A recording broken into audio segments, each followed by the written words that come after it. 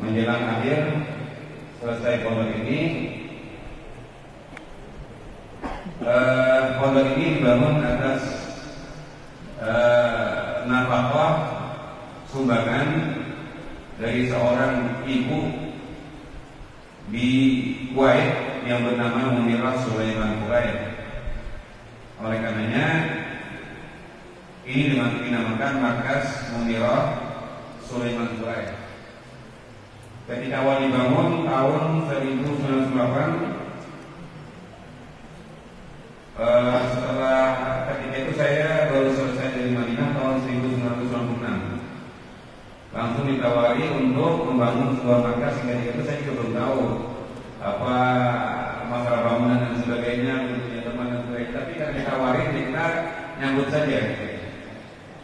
Yang jelas kemudian saya diamanatin untuk melihat ada sebuah bangunan. Ketika itu bantuan Kuwait itu melalui Lajnah Khairiyah Al-Musyarakah di Jakarta, dan mereka sudah ada membangun sebuah masjid di sini namanya Masjid Persis.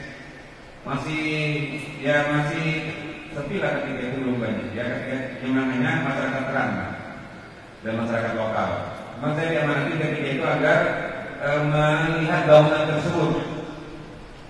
Maka saya belum tahu daerah ini. Ketika pertama kali datang dari Madinah, tidak tahu nama daerah SP1, tidak tahu. Saya di Grogol karena agak jarak ketika itu dari Grogol terasa jauh sekali ya. Jalanan juga belum begitu bagus. Maka ketika saya datang ke sana melihat, dan ketika itu ada pimpinan di sana, pimpinan Persis, Pak Gus Kuswari, dia guru SD ketika itu, dan saya ceritakan tentang adanya tawaran dari Lajnah Khairiyah untuk membangun markas di sini. Ya. Maka beliau menyambut dengan baik dan beliau mengupayakan agar bisa mendapatkan bantuan tanah. Langsung ketika itu beliau menyampaikan kepada kepala desa yang ketika itu kepala desanya namanya Pak Sunardi dan sudah meninggal rahimahullah taala. Kepala desa di sini, ya. Kemudian beliau mengarahkan di sini ada tanah sekitar 7,6 hektar yang tadinya mau dibagikan kepada petani sebelum adanya sawit. Tapi dengan adanya bantuan sawit, maka tanah ini nggak jadi dipakai. Akhirnya tanah ini dihibahkan kepada kita. Maka mulai saat itu saya langsung laporkan ke Jakarta, dan langsung ketika itu disepakati untuk dibangun, dan disepakati ketika itu pembangunan masjid, asrama, sekolahan, dan segala fasilitas yang lainnya. Ketika itu saya masih ingat sekali, dananya yang disepakati 700 juta ya, untuk bangun semuanya ini. 700 juta, kurang lebih 700 juta dari sini sampai ke sana ya. Saya juga tidak begitu paham tentang pembangunan, ya saya merasa dana tersebut besar saja, ya saya terima saja ya. Namun alhamdulillah dengan perjalanannya ya, dengan izin Allah dan pertolongan Allah ya, dengan dana sekian alhamdulillah selesai saja, dan tahun 1999 selesai bangunan ini. Kita belum punya santri, belum punya orang juga. Akhirnya kita minjam santri SMP. Itu yang mau tinggal di sini silakan, sekolahnya di SMP. Ada beberapa orang yang tinggal di sini ya, sampai tahun 2000 maka baru mulai penerimaan santri baru. Jadi mulai tahun ajaran pertama kali di sini tahun 2001. Jadi sudah kurang lebih berjalan sudah jalan 23 tahun ya. Hampir seperempat abad perjalanan pondok ini. Dan ini pondok secara formal ini pondok salaf pertama di Kalimantan yang secara formal ya. Yang non formal ada sebelumnya ya, di Balikpapan ada, tapi sifatnya mulazamah. Ya, intinya sekedar untuk ta'rif saja, dan alhamdulillah juga sekarang sudah banyak berkembang pondok-pondok, termasuk Ustaz Ahmad Zainuddin juga beliau punya pondok di Banjarmasin, Pondok Intan Ilmu, yang mungkin anak-anak sekalian kita sering mendengar Pondok Intan Ilmu. Yang jelas alhamdulillah dengan segala apa yang bisa kita lakukan pondok ini berjalan sampai saat ini, dan mudah-mudahan saja kita dan bersama pondok-pondok yang lainnya juga bisa terus berkiprah untuk berbuat yang terbaik untuk agama kita, menolong agama Allah, dan menjadi orang yang kata Rasulullah khairun nasi anfa'uhum linnas. Dan itu diantaranya sekedar takrif tentang awal daripada pembangunan pondok ini. Dan ini untuk pondok putra ya. Adapun pondok putri itu baru pembangunannya mulai di tahun 2015. Jadi sekitar kurang lebih 15 tahun setelah berjalan putra baru kita memulai untuk putri.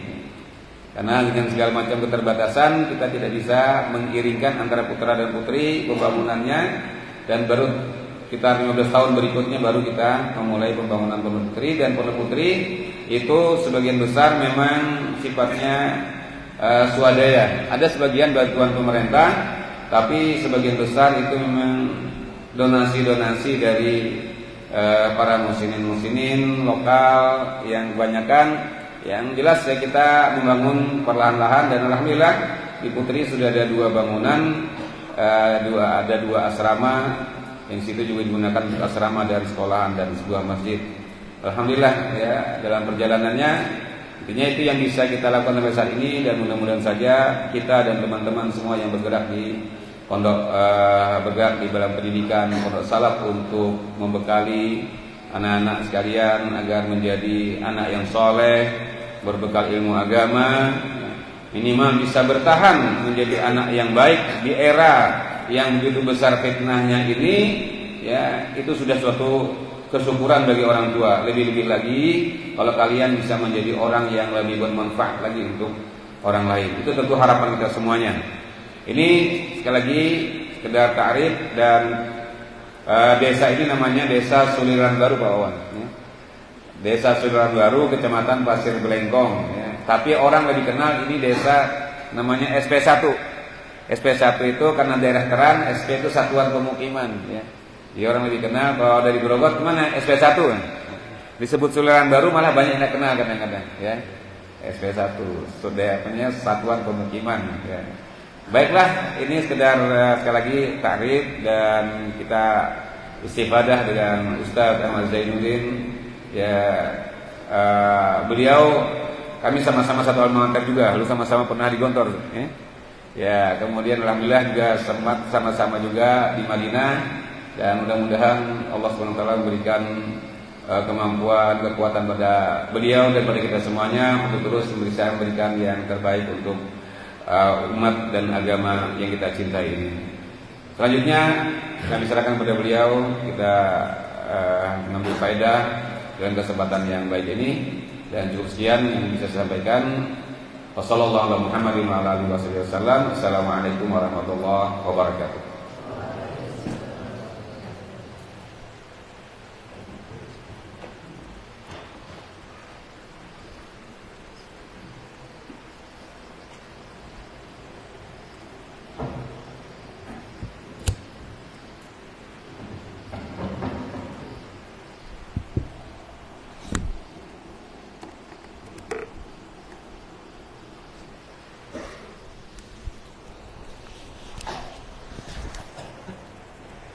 Assalamualaikum warahmatullahi wabarakatuh.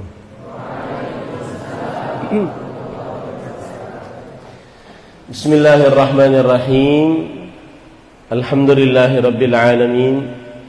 Wabihi nasta'inu ala umuri dunya waddin.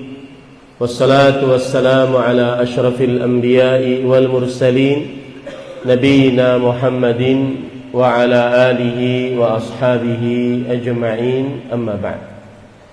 Alhamdulillah, kita bersyukur pada Allah Subhanahu wa ta'ala pada siang hari ini bisa duduk bersama di Masjid Al-Amin Pondok Pesantren Al-Furqan, Pasir, Kabupaten Pasir, Kalimantan Timur, dalam sebuah pertemuan untuk menjalin ukhuwah di antara para penuntut ilmu agama. Salawat dan salam semoga selalu Allah berikan kepada Nabi kita Muhammad sallallahu alaihi wa ala alihi wasallam, ada keluarga beliau, para sahabat serta orang-orang yang mengikuti beliau sampai hari kiamat kelak. Dengan nama-nama Allah yang husna dan sifat-sifatnya yang ulia, kita berdoa, Allahumma inna nas'aluka ilman nafi'an wa rizqan tayyiban wa amalan mutaqabbala, Allahumma amin. Ahibati al-asatidhah wal talabah al-mubarakun, afanillah wa iyyakum, para ustadz, para santri yang penuh dengan berkah, yang saya cintai karena Allah. Semoga Allah Subhanahu wa ta'ala selalu memberikan afiat kepada kita di dunia dan di akhirat. Tidak banyak yang ingin disampaikan siang kali ini, karena saya sangat mengenal bahwa para santri pun ada kegiatan.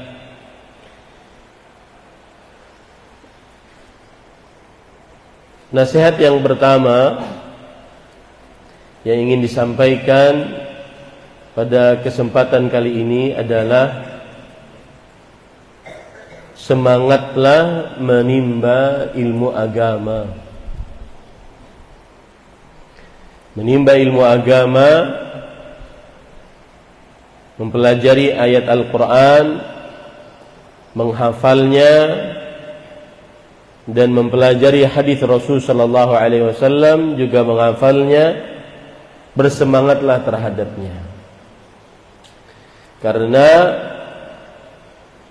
tidak ada sesuatu yang lebih afdal setelah mengerjakan amalan yang wajib dibandingkan menimba ilmu agama. Imam Asy-Syafi'i rahimahullah berkata, "Laisa syai'un afdala ba'dal fariḍah min talabil ilm." Tidak ada sesuatu yang lebih afdal setelah mengerjakan amalan yang wajib dibandingkan menimba ilmu agama. Tidak ada yang lebih afdal dari amalan-amalan setelah beramal yang wajib kecuali menimba ilmu agama. Maka bersemangatlah untuk menimba ilmu agama. Kemudian Imam Ahmad rahimahullah berkata, "Al-ilmu la ya'diluhu syai' idza sahhatin niyyah."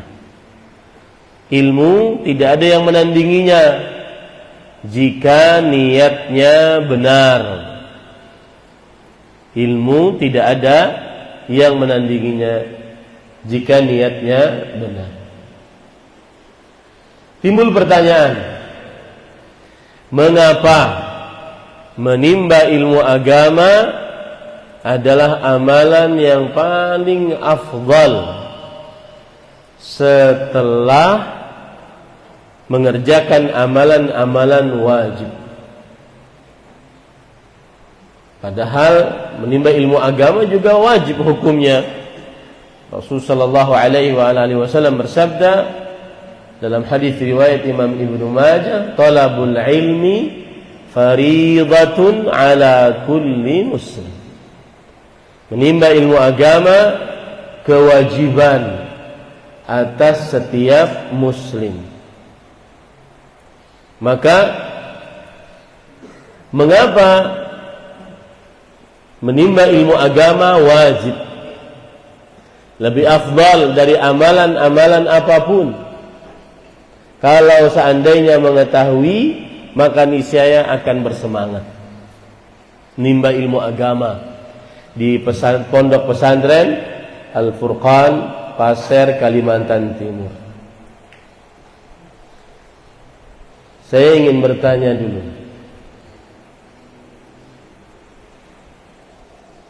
seseorang ketika kehausan, kemudian apa yang dia inginkan? Air. Kenapa dia menginginkan air? Karena dia memerlukan menghilangkan dahaga. Nah, ketika kita katakan perkataan para ulama tadi, menuntut ilmu adalah hukumnya lebih, menuntut ilmu tidak ada yang menandinginya dari amalan-amalan. Mengapa? Karena di dalam menimba ilmu agama ada sesuatu yang sangat kita perlukan. Sangat kita perlukan. Coba kalian haus, maka kalian akan berebut ini. Begitulah orang kalau menimba ilmu agama. Kalau dia tahu ilmu agama tersebut adalah sesuatu yang sangat dia perlukan, dia akan semangat. Dia akan mempunyai tekad tinggi. Dia akan tidak mudah sedikit-sedikit mengeluh di pesantren. Semangat, punya target untuk menimba ilmu agama. Kenapa? Karena dia tahu yang dia sedang cari adalah sesuatu yang bermanfaat untuknya. Maka nasihat saya, yang pertama, semangatlah menimba ilmu agama. Bagaimana bisa semangat menimba ilmu agama?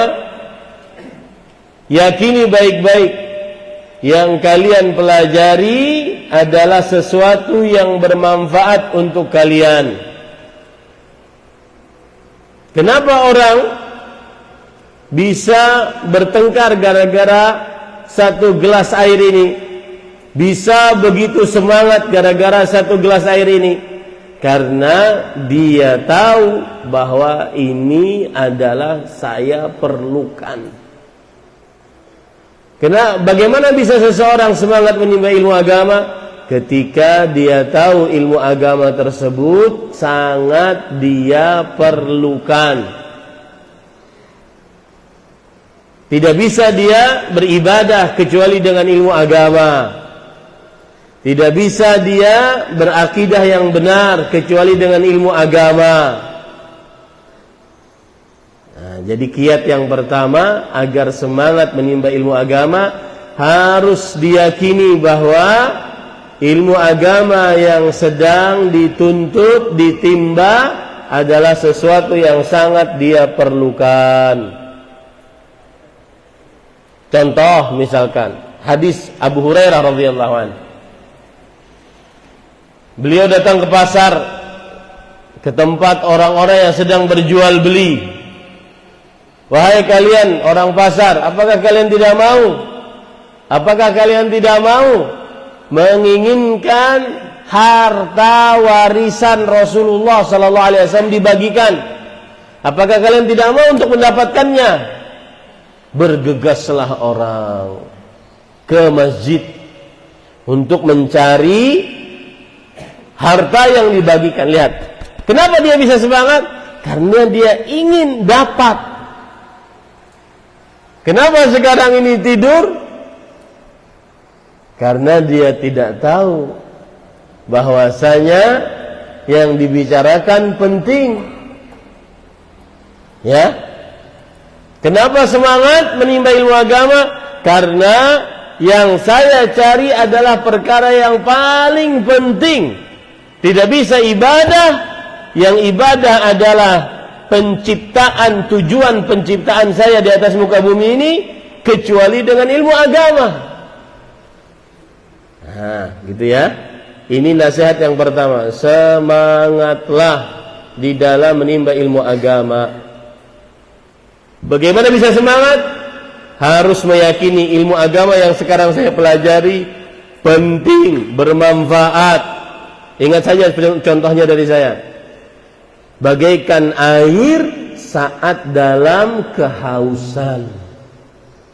Semua dari kita haus, tidak ada air kecuali ini. Bagaimana kita? Semangat nggak berebut? Semangat. Kenapa bisa semangat berebut? Karena tahu ini penting bagi kita. Paham? Itu poin pertama. Saya tanya dulu yang di depan. Bagaimana bisa bagaimana bisa semangat menimba ilmu agama? Anta ya as-sadr. Nah, Hanif as-sadr. أجبني كيف تتحمس في طلب العلم. Yang Hanif pahami tadi penjelasan saya. Ingat air dengan bahasa Hanif. Baik. Bagaimana bisa semangat belajar? Semangat menghafal, semangat begadang untuk menghafal, semangat. Kan gini, orang semangat itu harus mengeluarkan effort, usaha yang lebih daripada biasanya, ya kan? Kalau habis asar teman-teman pada main, saya enggak. Nah, itu semangat tuh. Kalau jam 10 teman-teman pada tidur, saya belum. Nanti jam 11. Nah, itu semangat baru. Kalau waktunya sama saja, itu berarti ya mengerjakan kewajiban aja. Siapa yang berani jawab? Bagaimana bisa semangat untuk menimba ilmu agama? Silakan. Masmukal karim. Abdul Razak. Ajibni ya Abdul Razak. Kaifa tatahammas fi talabil ilm? Dengan cara meyakini bahwasanya ilmu tersebut penting, bermanfaat seperti air. Kenapa kita semangat berebut ini? Karena bermanfaat, menghilangkan dahaga. Paham ya? Fahimtum aula? Baik. Ini yang pertama. Kemudian yang kedua, nasihat yang kedua adalah harus mengetahui saya di sini ngapain.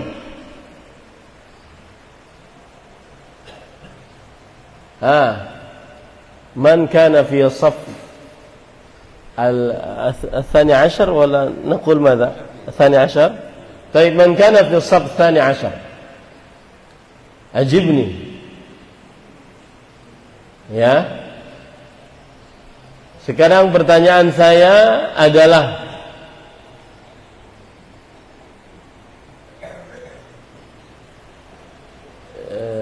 man raisukum? Raisul fasl للصف الثاني عشر. قم قف قياما. واسمك الكريم يا أخي محمد. أنادي بماذا؟ فارس.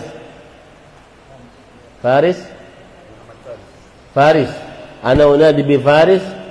نعم يا أخي فارس. لماذا؟ كم سنة أنت في المعهد؟ 6 سنوات. طيب 3 سنوات. طيب لماذا تدرس في هذا المعهد؟ Mengapa 3 tahun? الصف الثاني عشر أين من كان في 6 سنوات؟ من زميلك 6 سنوات؟ قف اختر يا فارس. من 6 سنوات؟ أيوة قف. أكمل. من؟ الصف 12. طيب قف. أنت في الصف 12. أنت في الصف 12. كم سنة أنت في المعهد؟ 6 سنوات. إذن من الصف 7 إلى الصف 12. طيب طيب kilakuma. Keduanya saya tanya, mengapa ismuhu Akmal? Akmal, mengapa mau 6 tahun belajar di sini? Apa yang dicari?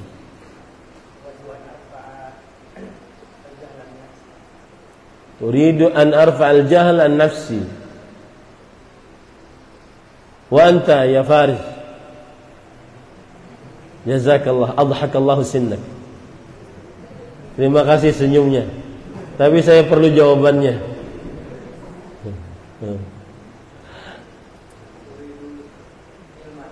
Oh, turidu ilman. Ahsantum, ijlis. Harus tahu. Saya di sini 3 tahun bagi siapa yang masuk dari mulai setelah SMP. Saya di sini 6 tahun bagi siapa yang masuk setelah SD. Kenapa saya harus ke sini? Kenapa saya harus ke sini? Jauh dari rumah, jauh dari orang tua, tidur tempat tidur seadanya, makan seadanya. Makan enak enggak? Hah? Hah? Baik. Makan enak. Enaknya kurang. Kenapa harus saya tinggalkan rumah? Nah itu pengalaman Ustadz nyantri. Jangan sampai kayak Ustadz. Kalau bahasa Banjarnya ikut kambing tumbur. Ikut ke sana, ikut ke sana. Enggak ada apa saya ngapain ya di sini? Terutama yang kelas 7 dari sekarang. Harus ada tekad. Per tahunnya harus ada sesuatu yang lebih daripada sebelumnya. Ngapain saya di sini 6 tahun? Harus ada tujuan. Bisa bahasa Arab, hafal Al-Quran sekian, setiap kali penelponan atau penjengukan ataupun perpulangan, liburan, bisa berkata kepada orang tua, alhamdulillah, tahun ini saya dapat sekian, abi umi. Ini pengalaman pribadi. Jangan sampai tidak tahu tujuan ngapain kalian di sini. Terutama kelas 7, angkat tangan kelas 7. Banyak. Ya, hati-hati. Jangan sampai bingung. Kenapa saya harus dalam tanda kutip dipenjarakan di pesantren ini? Gak boleh keluar. Kenapa bapak ibu saya ngirim saya ke sini? Ya, harus dari sekarang harus lebih dewasa kalian meskipun lulusan SD. Sekarang kalian sudah SMP, berpikirlah, tanya kepada diri. Ini di pesantren ini saya belajar apa sih ya? Apa sih tujuan saya ke sini? Harus tahu. Dan bagi yang sudah kelas 12, ma baqiya lakum illa nisfus sanah. Bagi yang kelas 12, tidak ada tersisa bagi kalian kecuali setengah tahun lagi, 1 semester saja. Ini pelajaran bagi kelas 7. Tersisa dari kalian 5 tahun setengah. Pelajaran bagi kelas 8. Tersisa bagi kalian 4 tahun setengah. Bagi kalian kelas 9, tersisa bagi kalian 3 tahun setengah. Jangan, dan waktu begitu cepat. Ada perkataan Umar bin Khattab radhiyallahu anhu, beliau berkata, "Inni la akrahu an ara rajulan sabahlalan la fi amali dunya walal akhirah." Aku sangat membenci orang yang sabahlal, bengong, bahasa Banjarnya nganga. Ngapain ya saya ini? Nganga. Tidak menghasilkan perkara dunia, tidak menghasilkan perkara akhirat. Harus ada nih. Coba cek kalian. Sekitar 6 bulan atau maksimal 4 bulan satu semesternya. Kalian di sini. Jadi mulai bulan Juli kan? Juli, Agustus, September, Oktober, November sekarang. Desember pulang. Saya dapat apa ya? Nggak boleh terulang tuh. Yang nggak dapat apa-apa semester depan nggak boleh terulang. Karena ini berarti sabahlal, nganga. Ya, lihat perkataan Abdullah bin Mas'ud radhiyallahu anhu. Beliau mengatakan, "Ma nadimtu ala syai', nadami ala yawmin gharabat fihi syamsuh, naqasa fihi ajali, walam yazid fihi amali." Aku tidak pernah menyesal terhadap sesuatu apapun seperti penyesalanku pada suatu hari. Mataharinya terbenam, umurku berkurang, amalku tidak bertambah. Maka tanyakan kepada ustadz-ustadz kalian yang belum tahu program Pondok Pesantren Al-Furqan Pasir, Kalimantan Timur, nanya, jangan ikut kambing tumbur.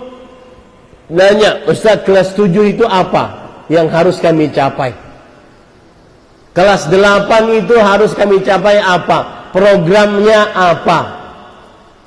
Kelas 9 apa? Tanya. Dan insya Allah ada jawaban.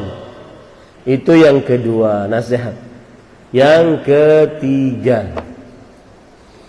jangan pernah lupakan doa orang tua. Setiap kali telepon, dijenguk, banyak-banyak minta doa sama orang tua. Para ikhwah, yang namanya urusan agama itu ada dikenal dengan namanya keberkahan. Mosi keberkahan. Kalian boleh pintar, boleh bisa menghafal cepat, tapi ketika Allah belum memberikan taufik, tidak manfaat kepintarannya. Maka minta doa orang tua agar mendoakan kalian, mendoakan kalian sehingga dimudahkan, diberkahi di dalam menimba ilmu agama. Laisa syai'un akrama 'ala Allah minad du'a. Tidak ada sesuatu yang lebih mulia di sisi Allah dibandingkan doa. Salatu da'awatin mustajabat, 3 doa yang dikabulkan. Da'watul walid, yang paling pertama doanya orang tua. Minta doa kepada orang tua setiap kali nelfon, setiap kali bisa komunikasi, setiap kali bisa bertemu, minta doa. Ma, doakan, Pak, doakan. Jangan pernah lepas dari berdoa. Nah, ini yang bisa disampaikan. Dan saya ingin menyebutkan sebuah bait syair, idza kunta fi amrin marumin fala taqna' bima dunan nujumi. Jika engkau punya cita-cita, jangan pernah puas sebelum mencapai bintang. Jika engkau punya cita-cita di pesantren ini bisa hafal Quran sekian, jangan pernah puas kecuali sudah mencapainya. Setiap tahunnya harus ada perkembangan. Bahasa Arab saya bagaimana? Berapa hafalan mufradat saya bulan ini? Berapa hafalan Al-Quran saya bulan ini? Dan seterusnya. Idza kunta fi amrin marum fala taqna' bima dunan nujum. Semoga yang disampaikan bermanfaat. Jazakumullahu khairan kepada Al-Ustaz Al-Fadhil Ustaz Zaini Sobri hafizahullah ta'ala. Saya tadi terkesan dengan cerita beliau tahun 99 ya, 99 atau 96 Ustaz ya. 96 itu saya baru kelas 5 SMA. 97 saya keluar SMA.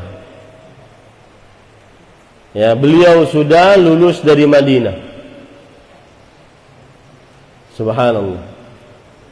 Dan ada perkataan tadi yang beliau sampaikan di akhir, semoga kita menjadi orang yang bermanfaat untuk orang lain.